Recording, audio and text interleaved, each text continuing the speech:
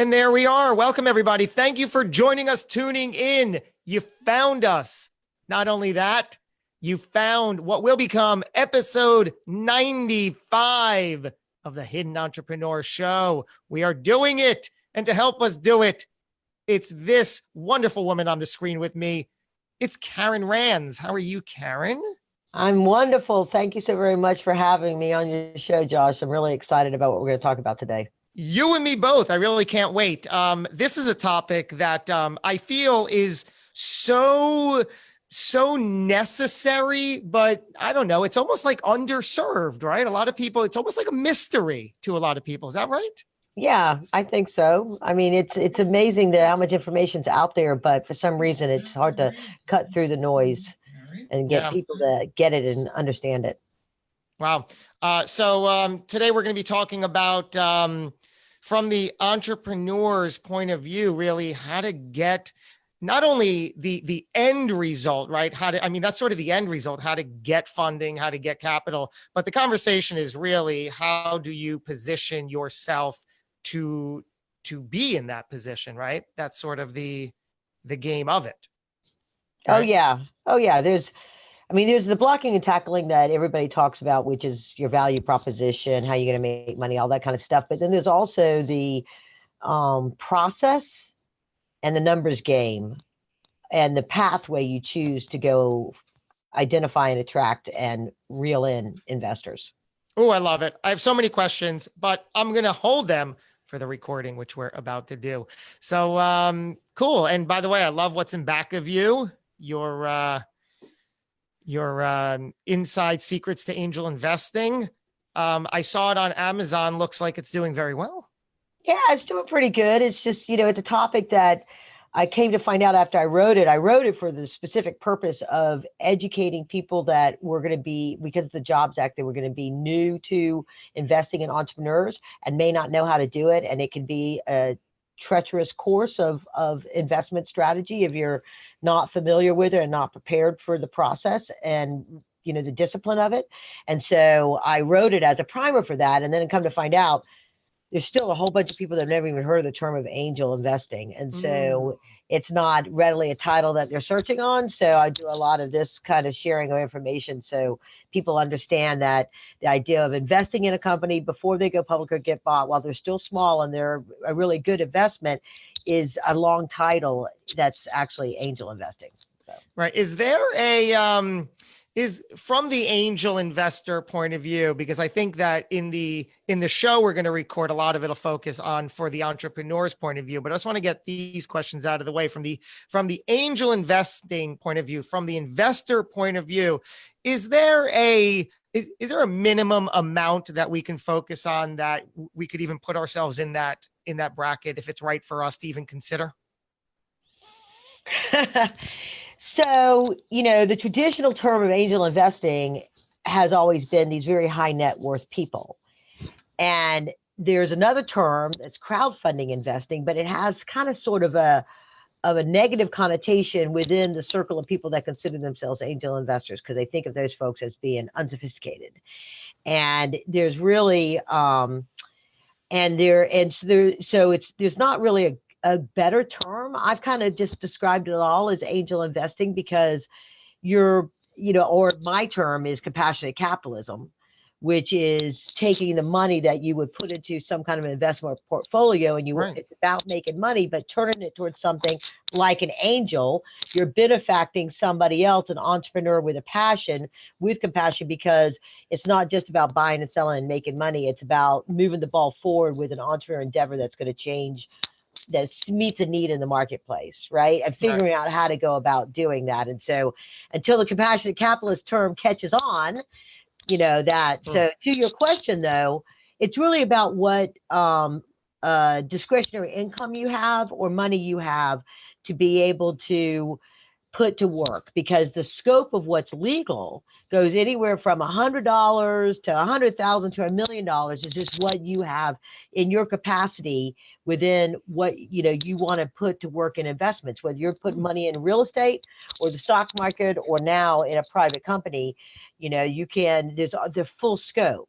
And so what I talk about in the book is a lot of how do you figure that out that's right for you and your financial situation, and then keeping to the tenets of what's a wise course, which is at minimum of 5 investments over a 5-year period of time. And so whatever that amount of money you have to be able to put to work that way, that's where you figure out what stage and types of companies you can afford to invest in. So if I heard you correctly, if I have, let's say, $10,000, I could open up a conversation with you and say, help me find the best business to put this in. Well, if it's $10,000 each year, yeah, because then you could start playing in the same scope as where the ones that call themselves angel investors would play. If it's $10,000 total, then you're in that space where the crowdfunding investors would play, because you might put $2,000 into 5 different companies, and that would accomplish the same thing. Oh, wow. So, wow. So it's just a matter of the approach. The process is the same. The type of company and the amount varies depending on your own financial situation. Yeah. And this is fascinating. The more I'm talking about it, this dialogue and conversation is extremely important for the entrepreneur, because we need to, even if we never go down this route, right? It's so beneficial to even know what all this means and what's available and what's possible. It is valuable as the entrepreneur to know that this exists, even if you never get funding outside. It's just powerful for you to know what an angel investor is, how it looks, that it exists, how it operates. So all very, very beneficial dialogue, right? Well, absolutely, because then you also know what your choices and options are. There you go. So you can, and the trade-offs, because there's risks and there's responsibilities of taking in other people's money. And so you have to decide that. I've coached many companies over the years that ultimately decided not to pursue going after outside financing. They figured out a different way, something in through my coaching with them or otherwise, that they could just grow revenue wise or grow other ways, be smarter about the way that they generated revenue, because they decided they didn't want to incur the expense or the time or the effort or the responsibility of taking in other people's money. Wow. All right, let's hit record. This is beautifully fascinating. I'm ready. Are you ready? Absolutely. All right. And everybody joining us live, you know the deal. You're part of the dialogue, part of the conversation. I love reading what you have to say in real time. Any thoughts, put them right there. And we'll have a great show. Episode 95. Here we go.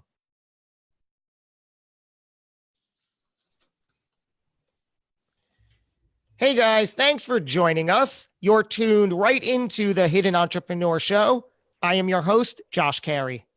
Our guest today is a nationally recognized expert on angel investing. In fact, she literally wrote the book on the topic, Inside Secrets to Angel Investing. She knows how to match companies with investment capital.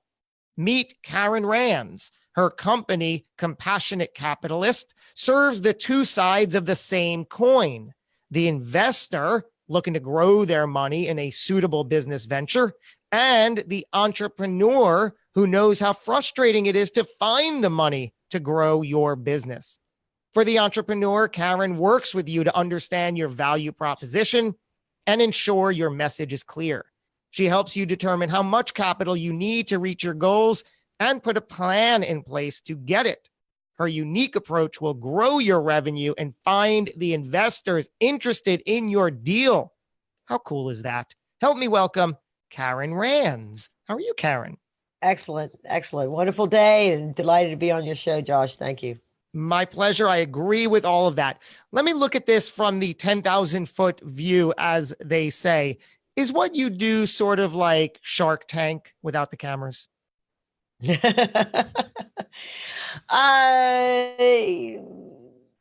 and no. I mean, it would be on the investor side of the equation, to a certain degree, in analyzing, because each one of those investors that are on the Shark Tank will assess according to their own situation and the kind of deals that they like.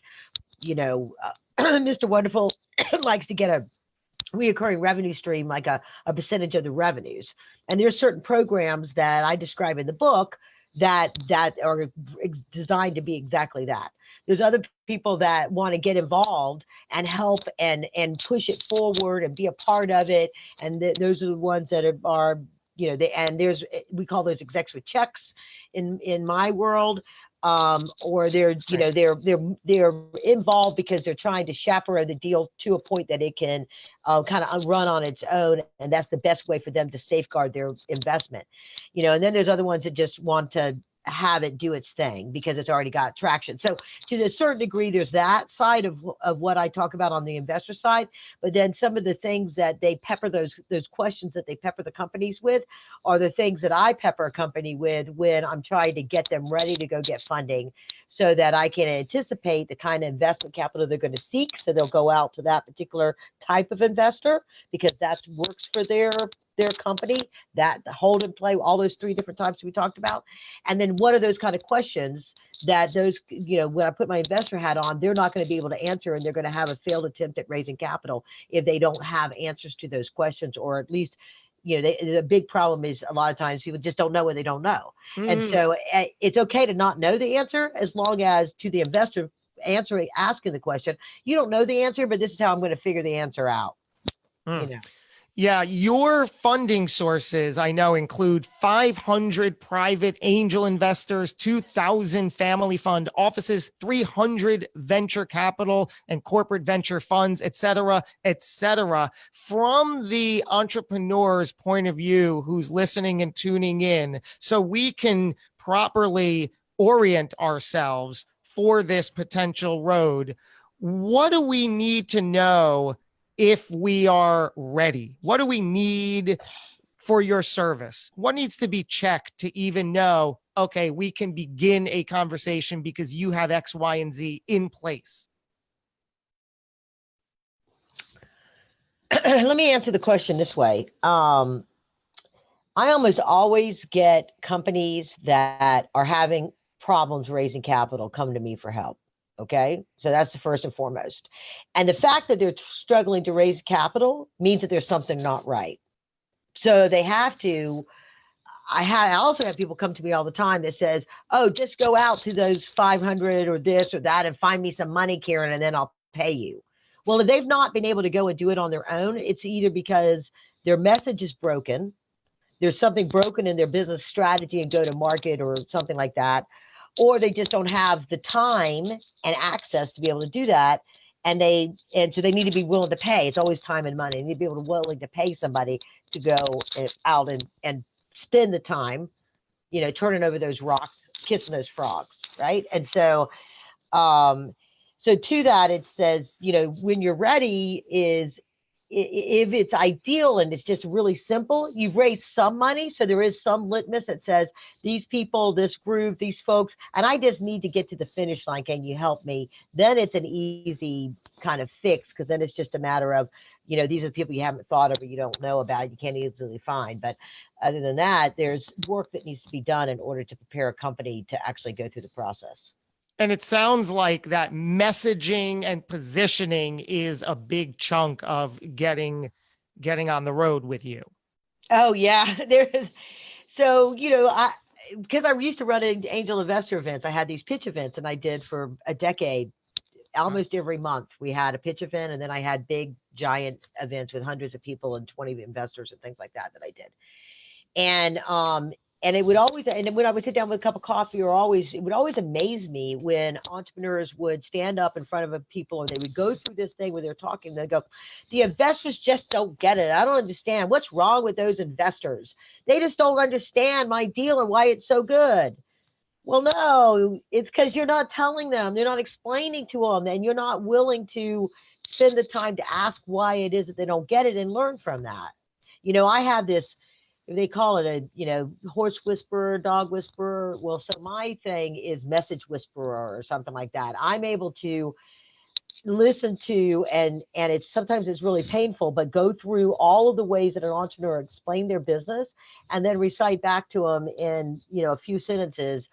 So this is really what you're trying to accomplish, and this is what your secret sauce is, whatever. They're like, oh yeah. They go, I wish I recorded that. That was perfect. How can you do it again? I go, no, I'm not really sure. I got that's just sort of my thing. So, it's that's the biggest part, because if they don't understand the problem you're solving, how you're going to solve it, why there's a problem, how you're going to solve it, how you're going to make money in a very short order of time, they have no motivation to spend 20 minutes trying to figure that out and Mm. get it out of you that way. If you can't tell it so that they want more information and they know what, but it's pertinent information, then it's a wasted effort. It's just you're burning bridges, and Yeah.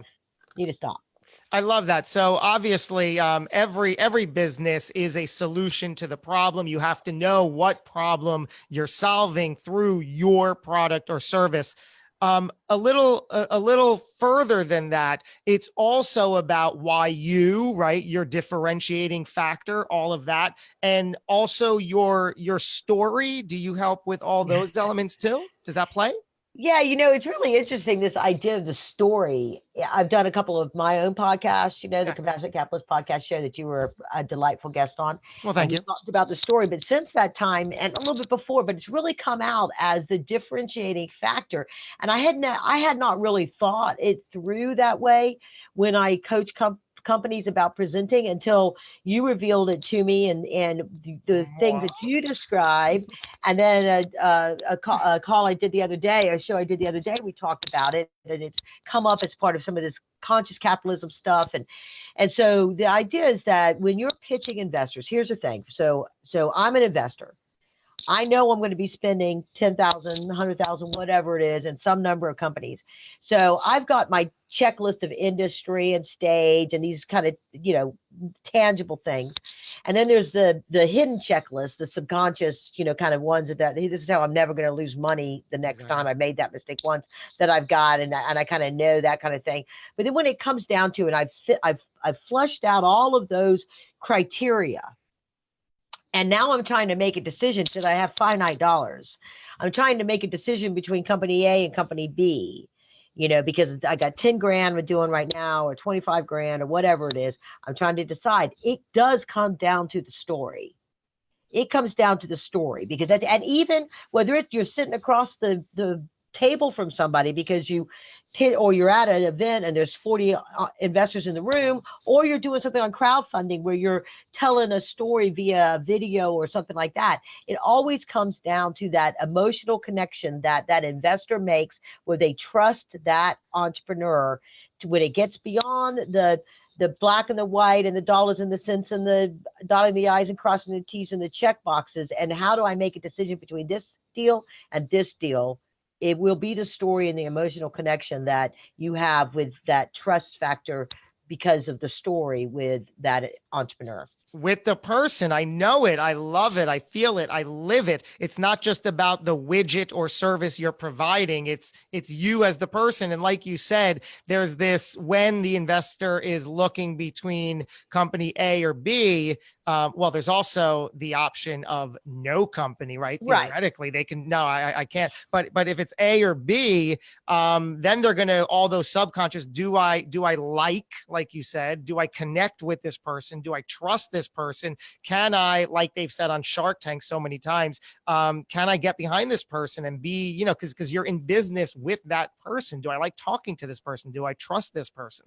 So much of that human element comes out that I think goes by the wayside too often from business owners and entrepreneurs who just are focusing on the product or service and almost neglecting the value they bring to the table. Necessarily so. You must bring that to the table as often as possible, in every way as possible. Right, because when you have, and this goes to how I modify compassionate capitalism, right? It was just originally, it was people that invest time, knowledge, resources, money into entrepreneur endeavors to bring innovation to the market, create jobs, create wealth.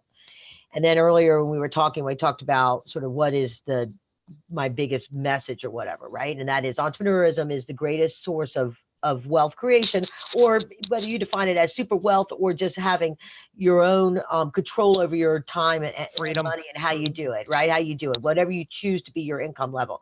But then the second greatest one is investing in those. And the way you make a decision to not just be a capitalist is because there's passion in what that company is doing. And the only way you identify what the passion is of that company, why will they stay up late at night to accomplish the goals that y'all have agreed on or they say they're going to do? Or why would they, do whatever it takes? It's because they have passion in what they're trying to accomplish with the company. And that comes from the story.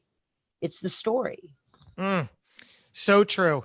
Let's talk about your company called Compassionate Capitalist. We know what a capitalist is. Why the phrase? How is that relevant to this whole compassion? How does that play into everything? Why that phrase? Well, because I had heard the phrase, I co-opted it or whatever the word is from somebody else, right? So there was a book, Rich DeVos, who's the founder of Amway, one of the founders of Amway, had written many, many, many decades ago called The Compassionate Capitalist or something like that, a Compassionate Capitalist. And he was talking specifically to his view of the multi-level market of giving people a way to supplement their income so they could have time and freedom and then more money to spend on things like that. And it was investing your time in other people to teach them how to do that.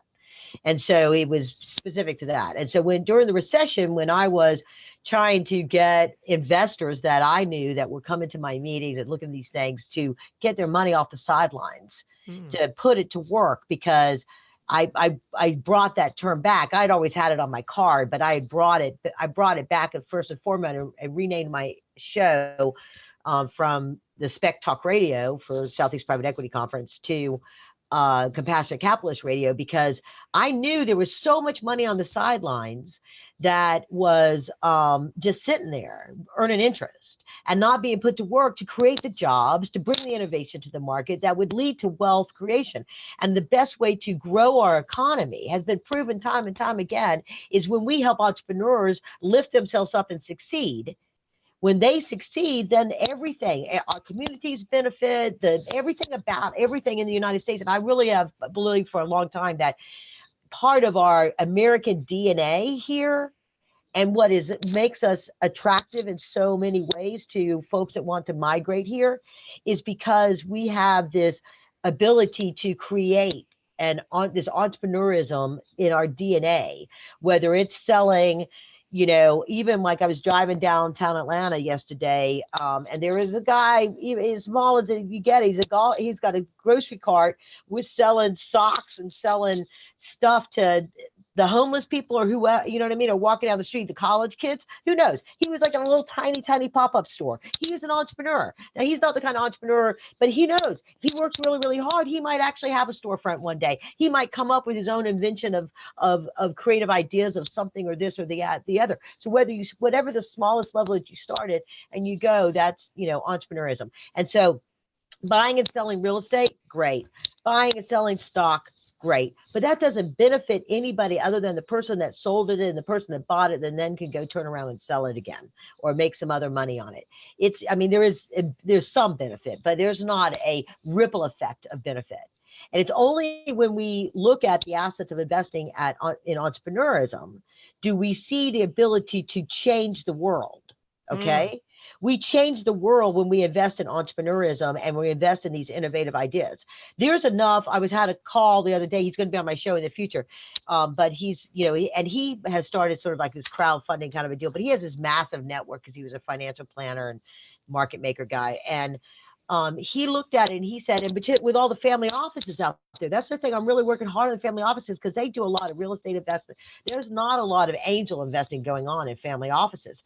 And if you want to not just give money away and donate it, there's benefit in that. But if you want to be a change maker, we could solve every form of cancer out there. We could solve every problem that we have with water purity. We could solve every problem that we have with our environment, every problem that we have with children's learning. You know what I mean? That fact that we have this disconnect in our school system. We can solve every problem out there if people would take their money out of in there and take some portion of their asset and wealth creation strategy and put it to work in the entrepreneurs and in the innovation that they feel passionate about, and they help move that ball forward. We could solve the problems of our world if we just took if we reallocated the capital that's out there into entrepreneurism to grow it. I love that. And it seems like so many people, I didn't know that this was even remotely possible to me. I invest in stocks. I invest in the stock market. But now I'm opened up. I'm intrigued. I'm like, I'm an entrepreneur myself. So this taps into, my goodness, I could work with you and you could help me allocate some money to invest in private companies of other entrepreneurs that are doing something that is meaningful and exciting to me, that I can make a difference. I mean, it's just fascinating that this even exists, a whole thing. Yeah, yeah, absolutely. And the fact that, see, I take it for granted that like people know this stuff, right? Because I'm so entrenched in it. Yeah. And when the Jobs Act, when it changed, where you didn't have to have $250,000, $300,000, $400,000 a year in income to be able to invest in these private companies, when that started to change in 2012, I said, "Oh, everybody's going to want to be figuring out how to do this. They're going to be, and there's nobody teaching them how to do this. There's still nobody teaching them how to do this." And I was like, "Okay, this is my new mission, my passion." And we talked earlier about sort of like this wake up point I had as I was approaching my 50th year on this world, on this earth. I said, nobody else is going to do it, Karen. You got to step up. You got to do this. You have to be the one that takes this idea of compassionate capitalists forward. And it may not be, it may be a marathon. It's not a sprint.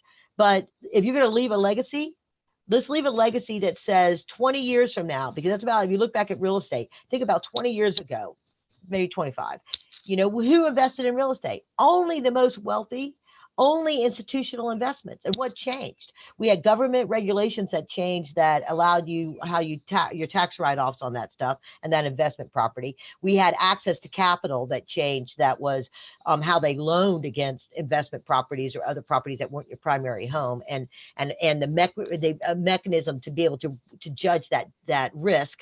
So capital became available. And then you started to have education. So the ability to do it became available. And then you had education. And now I venture to say you probably get every month, at least once a month, a postcard to invite you to some seminar to learn how to invest in real estate, or buy this guy's system to invest in real estate, right? And so it's a cottage industry. And I'm creating that's my intention, to create that cottage industry. And if there's people that want to partner with me to help me get that message out there, then yes, bring it on. Wow. I want to go back and see how you got to this amazing place in life. Take us back to the very beginning, if you will. What was life like for Karen Rands growing up as a young child? Okay, as a young child. So my parents divorced when I was 5. And so I was raised by a single mom who was a teacher. And then she got a real estate license. So she dabbled in, entrepreneurism as a real estate person, but was always much more on the mental side of that equation, being uh, she wasn't as entrepreneurism as a real estate person as she was just thankful to be making a little bit extra money. And so I didn't really have a true appreciation of what entrepreneurism was, and wasn't really around my dad or understood what he did, and any of this until much, much later, until I was in my teens and into college, did I truly understand the disconnect. I came to understand why they fell in love and what that was exciting to each of them about the other person. And then I totally understood why that fell apart and stuff. And part of it was my dad was always a inventor, entrepreneurist type of person. And he and with that, a lot of times comes uncertainty of income, and so on and so forth, and willingness to sacrifice. And that my mom was, had grown up in an environment where fear of not having was her greatest fear. So, you know, the risk part of that. So anyway, so that was something, a dynamic that I learned over time. I had by probably about high school, I knew, I think, you know, people, there's this whole question of, are people born as an entrepreneur, born or bred kind of a deal, or raised or reared? So are you born to be it, or are you reared to be an entrepreneur? And I think I had an element of being born to be an entrepreneur inside of me. And then I've, you know, worked over the many years to learn how to be more effective at that. And it's been through my time time in corporate America, my time in working with lots and lots and lots of entrepreneurs, that I've assimilated that information, that I then can go out and share it with other entrepreneurs on what other people have done. I have insight into that. And so it wasn't you know, so like a little bit on my dad. So he he was one of his first taste of being sort of an inventor kind of a person. It was in a job. He was on a very small team that designed the first orbiter that went around the world, the satellite, the first orbiter satellite. He was working for Hughes Aircraft at the time. And then they had a downsize of the aerospace industry. He was laid off. Then he went about inventing other things. So he invented some of the first exercise barbells. He invented back when it was really big to try to get a deep tan. He had these foil things you would wear on your face and stuff like that to do these things. He just had, you know, all the stuff. He tried to invent a collapsible bumper for cars to protect cars when they were in crashes. I wonder why that never actually, it'd be interesting to see, you know, where that went. But the one that he also tried to get involved with doing some stuff to save the oceans with the Cousteau Foundation. And so I discovered a lot of this after the fact when I was going through his memorabilia. And after he passed, and I realized and I discovered that the thing that he actually became, so he was a big skier, so he loved to ski. And then he discovered, he started his first sort of real entrepreneur thing that started making him money was iron on patches. Okay, back in the day. And he would screen print these things to make these iron on patches. That was like a long time ago, people ironed on patches on denim jackets and did all this kind of stuff before there was screen printing. And so he would screen print. He would make games. He had this ski game he had made that had a little magnet guy. You would race down you put a magnet underneath the player and you race down the hill, because he was a big skier and he would sell it at these ski events. And then somebody said, oh, you should look into screen printing and the patches. He started doing the patches. And so he was on the McGovern campaign doing patches. He did some of the first Rolling Stones lips, you know, tongue stuff, right, on patches that he sold for a concert when they came to town in LA back then. And, you know, so he just had all these things and that he was doing. And then Hamburger Hamlet was the big, they're still out there in California, and they were a big place in Hollywood. And they wanted a hamburger on a t-shirt that had all the colors, but they wanted it as a screen print. They wanted it as a patch because, you know, patches, they wanted something that was screen printed. So he had to figure out a way to create screens that would align your green, for your lettuce, your red for your tomato, your brown, you know, mixed colors for brown for your hamburger meat, your yellow for your mustard, your bun, all that stuff are the colors of a stacked hamburger. And so he invented the very first screen printing wheel that would align colors to do multiple colors up to over 5 colors. Nobody had done 5 colors at that point in time. And so that was the thing that really started to create his wealth. And I discovered that he didn't do that until he was 50. And so I was approaching 50. I'd had this setback because of the recession. And I was like, oh my God, my time's not up. I'm not done. I'm just getting started with all of I learned over the last 20 years and the mistakes that I've made. Now is my perfect time to go forth and accomplish the things that I've always dreamed that I was capable of accomplishing, because now I really, hopefully I can work smarter and not just harder, but work smarter in it. And that's really when the birth of the compassionate capitalist movement took ground in my heart to make happen, was being inspired by that. And I discovered that I really was born to be this entrepreneur. So much value, Karen, that you just shared in that segment alone, just detailing the journey of your father. And if I heard this correctly, a lot of this wasn't made aware to you until after his death, right?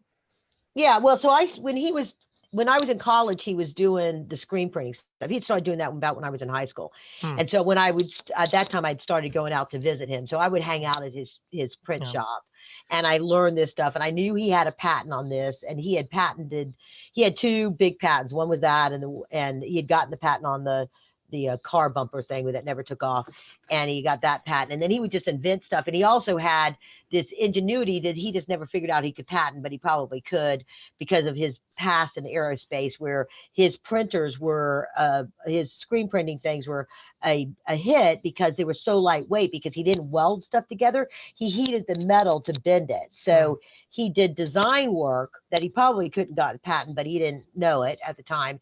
And so I would then in college, I would go whenever he came to the East Coast, I would go to trade shows and work trade shows for him, selling his screen printing stuff. And he had gas heaters, and he had done screen printing for caps, and he had like a whole line of products. Ranar, RANAR Yeah. was his company, which still exists today. But he would and so he did so he had I'd been a part of it, but I didn't really understand the impact of it till he was on the cover of Screen Printing magazine as the godfather or the grandfather of the screen printing industry, because he was the one that had invented it. It's fast forward, it's all kinds of digital printing and stuff now. They don't do that stuff as much anymore, but yeah, that was really just a huge part of kind of being in it. But I think a lot of times our parents, there's so much that our parents do and don't, but we just don't seem to either care about. We don't know. We take it for granted. I mean, I have lots of stuff that my mom was a maverick in that I had no idea until she passed also. So. Oh, wow. What I love in part that you said was two things really stuck out. One was that early on, obviously, your father had this in his blood. He could not do anything else. I mean, he proved that in his life. He just kept going back to inventing, creating, building business entrepreneurship. But then you made a point that it seems like a reason that your parents grew apart and ultimately split was there's something to be said, right, about the entrepreneur who only sees this one path and only has this passion, and there is a certain level of sacrifice and balance needed. That was a conflict, right? That they just couldn't work out that conflict between the entrepreneur and a spouse of. Oh, sure. And I think a big part of it is communications between couples. One of the things I tell entrepreneurs when I do my workshops on business planning is that the very first step you need to do is you need to assess the opportunity and figure out this kind of a basic, whether it's just penciled out on two pieces of paper or whatever it is. It's how, what's the real market? What's all the real fundamentals of whether this idea has potential to get to the thing and be better for you than a job. Okay. That, jobs got, in theory, has benefits. Job has an ability for you to leave at 5 o'clock at night. Job has time off. Job has, things like that might be able, compared to what you can do as an entrepreneur. And the very first investor you have to get in your business is your spouse and your family. They have to say, yes, as your spouse, whether you're a female or a male as the spouse, I will pick up the slack when it comes to the kids. I will help you. You're working late. I'm not going to bitch and moan, and I'm not going to complain about that you're missing dinners all the time. I'm going to explain to them what you do. But you also, at the time, Saturday morning from this to this is my time to go do what I want to do, or this is, you have to go spend quality time, not on your phone, not on this, with the kid. You know what I mean? You work out how are you as a team going to be it, because your first board of advisor, your first investor, because they're investing in the family, is your spouse. And if you don't have that community, if you can't compel that to them, that they get it, and it's going to be be financial considerations in there as well. then you're not ever going to be able to convince an investor, because you're always going to have that conflict at home or that challenge at home. You're not going to be a team at home when it comes to how, and a timeline on it, a timeline that says, okay, we're going to do this as a team, as a family. And this is what we expect to get out of it. And if we don't get that out of it, then we're going to regroup and figure out, do we need to take a different direction? Do we need to do something else? Do we need to do this as a part-time thing? What do we need to do?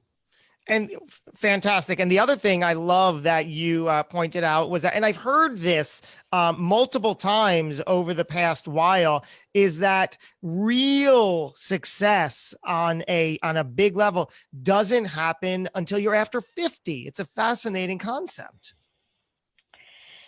Well, I will, everybody has their time and their season, and I would be way wrong to say that 30 somethings aren't going to, I mean, there's lots and lots of 30. I mean, the 20 somethings that come out of school with a certain knowledge, a technical knowledge that they have,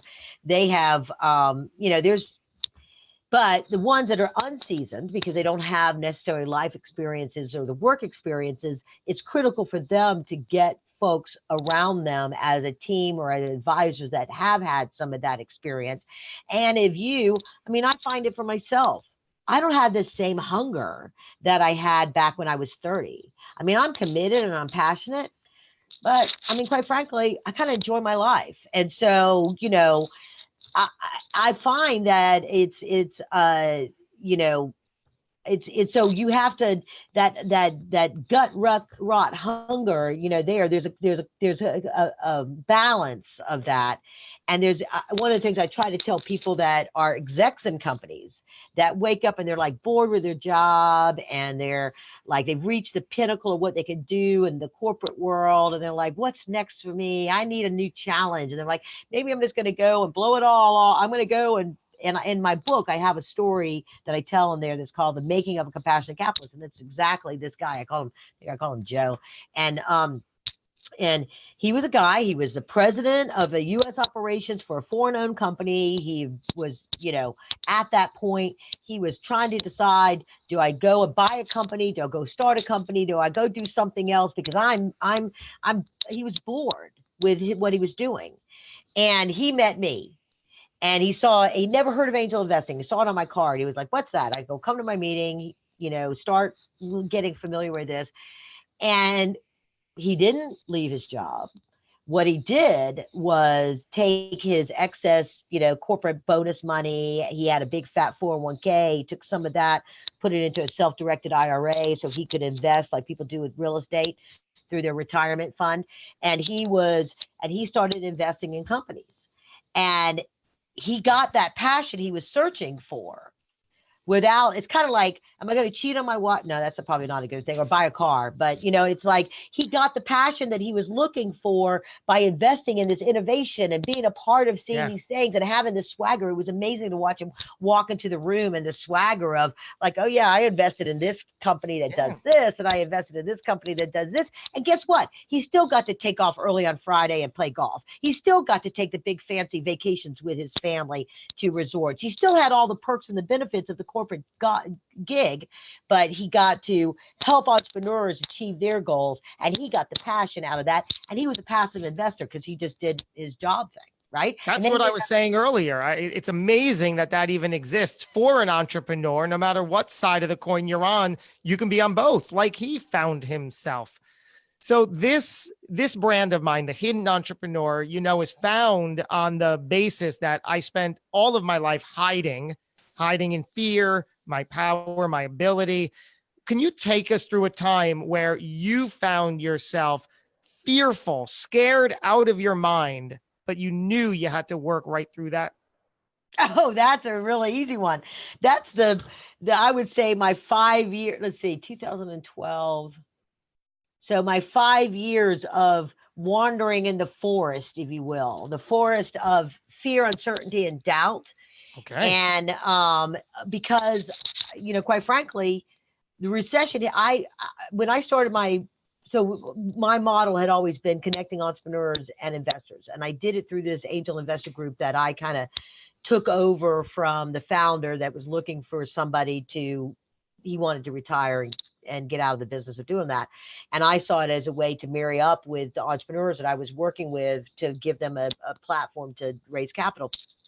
And so I knew that the business model was broken, but I had one foot stuck in that, and that was the way we made money, trying to pivot to a different way that was going to be a better way. But and I really struggled. I went through whole plans, business plans, even a feeble attempt at a capital raise to build before there was crowdfunding, one of these portals to connect all this stuff up. Had this big vision back when LinkedIn was just in infancy. So, I was ahead of my time, and anyway. And so, and I had this real belief and passion that that we were going to change the world. We were going to fix this inefficiency in the marketplace. We were going to, and then the recession happened, and the things that I had been using to make money in my old way didn't even work anymore, because of the fact all these investors still have desire to invest, but because most of my investors were people that had day jobs, they ran their own companies or were execs in companies, they had to keep their own businesses going during the recession. So they couldn't take the time to do the due diligence and the things to actually stroke the checks that they needed to do to feel comfortable doing that. So we were sort of stagnant for about a couple of years, where I was losing money. And I said, I can't do this anymore. And so I shut all that stuff down. And then I went about, and I had some family issues. It was also about the time my mom and my dad were passing, and my daughter was going through some stuff in high school. And so, I was like, I'm going to go do something else for a minute. I mean, I still consulted and stuff, but during that time, and I'm going to lick my wounds, for me, kind of a thing. And so I went through probably, and then I got into, kind of enjoying the life of half leisure. You know what I mean? And doing a little real estate, doing a little this, ladies' lunches, whatever.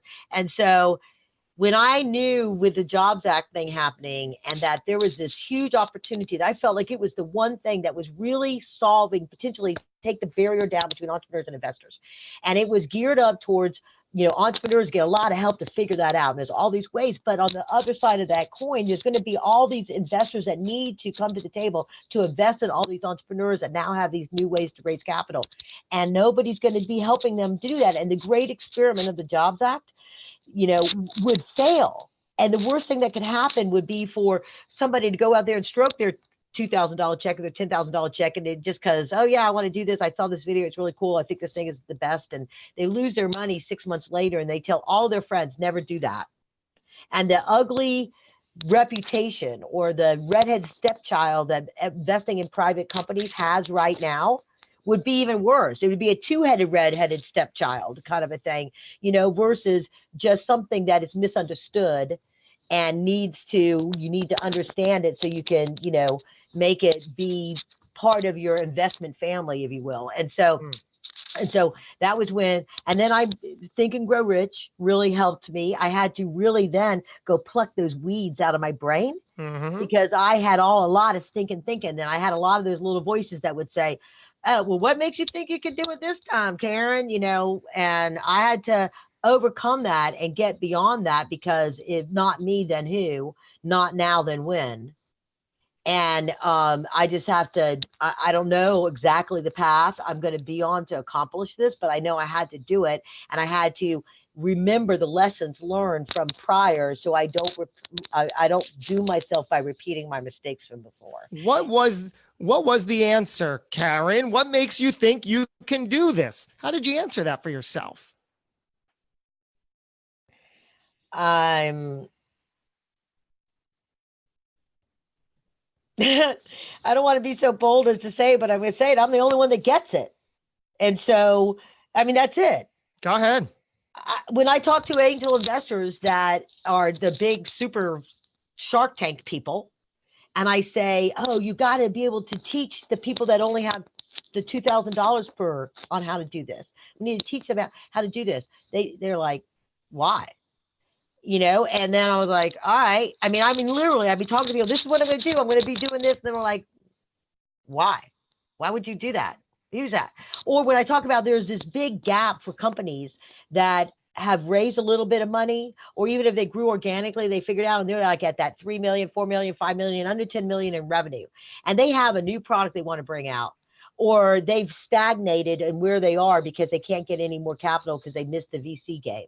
And they're in this, what I call the capital abyss. They could be a 20, 30, 40, 50 million, $100 million company if they just got another $5 or $10 million in to go right themselves and get these new products out and go do these things that, we need to educate these people that there's, depending on which list you look at, there's 7 million, 5 to 8 million accredited investors off of a W-2 in the United States that do not invest in entrepreneurs. Wow. Okay, they don't do it. They don't even, I don't come to find out, they don't even know that they can. All right. And there so you go. That's what I'm saying. They don't even know that they can. And nobody's telling them that they can or how to do it. Wow. And so since I get it and I see it so crystal clear that there's this problem to be solved, I just have to figure out a way to get my voice out there. Books, podcasts, speaking engagements, that this is the best way to grow an economy and in a community. It's the best way to create wealth and have an impact on the world. It's the best of all this stuff. And I just, I'm one person in a loud world of ideas and knowledge and things like that. And I'm just doing it. I just took it on because nobody else is talking about that. There's only 2 other relevant books about angel investing out there, and neither one of them talk about how and why you should be an angel investor. They just talk about, making money at it, but they don't talk about the basics of it. And it's a win-win for everybody, both sides, all sides. So help us wrap this up for those listening into a nice, tidy bow for the entrepreneur, let's say, who loves all of this. What is the one great next step that they should be taking? What action should they put in place next? I would say that they're, depending on, regardless of okay, here it is. So regardless of the stage that you're in, or, from startup to a growth stage, regardless of the industry that you're in, okay, the same way that you figure out and you spend time trying to figure out who your ideal customer is so that you can message to that customer, and you're going to go and fill your funnel of these people, and you got a process of how you're going to take them through this funnel and convert them into buyers. Okay. Shift your paradigm on investors to the same way and say, what is it about me that's going to make this investor? And who is that investor? What do they look like? What do they care about? What problem am I solving for them? What need am I fulfilling for them that's going to make them, one, want to come into my funnel? Then you figure out how to get them in your funnel, but then take them through the process. Okay. So, taking them through that process, because, when it gets down to, and I have a formula for all this stuff, but when it gets down to that, converting side of it, that, there's some tangible and intangible things about that. But before you can attract them into your funnel to make a buying decision of your equity, you got to know why will they care? And so I have this thing, I copyrighted a WIC statement, why an investor cares. So you come up with, some people call it an elevator pitch, whatever. I call it your succinct thing that is why an investor cares, because when they read that, hear that, then they're going to go, oh, I care about that. Same way with attracting a customer. You're solving a customer problem. What problem are you solving for the investors? What is it about me, you say? So valuable. And again, I'm sure if you do that, whether you're ever going to attract an investor or even look to do it is almost irrelevant, because you will still succeed and it will still be tangible and beneficial to all of your business to even get that message in place. I will leave you with this final question. Karen Rands, how would you like to be remembered? The founder of the Compassionate Capitalist movement. Wonderful. That is something that that it becomes second nature, the way people think about real estate now, and they strive to take whatever money they get, they strive to figure out how to do that it becomes something that people strive to invest in entrepreneurs. It becomes as an equal citizen in the investment portfolio as stocks and real estate. And that came out of my my goals and my views and my visions and my passion for what I call the compassionate capitalist movement. Love everything about this, everything about you. Thank you for joining us. Really, really exciting dialogue. I appreciate you coming on. Thank you very much. Thank you, Josh. Love being on the show. Everybody wants to hear anything, and my website's up there, but if you're not watching, KarenRands.co, everything you need to know about me can be found right there. Love it. And we'll link to all of that. And I thank everybody tuning in, whether it's to the live broadcast or the replay in its native podcast form on Apple Podcasts, Google, or Spotify. Head on over, leave a review. I love hearing what you think. We're going to do this again before too long. Thanks for tuning in. Until we do it again, go get 'em.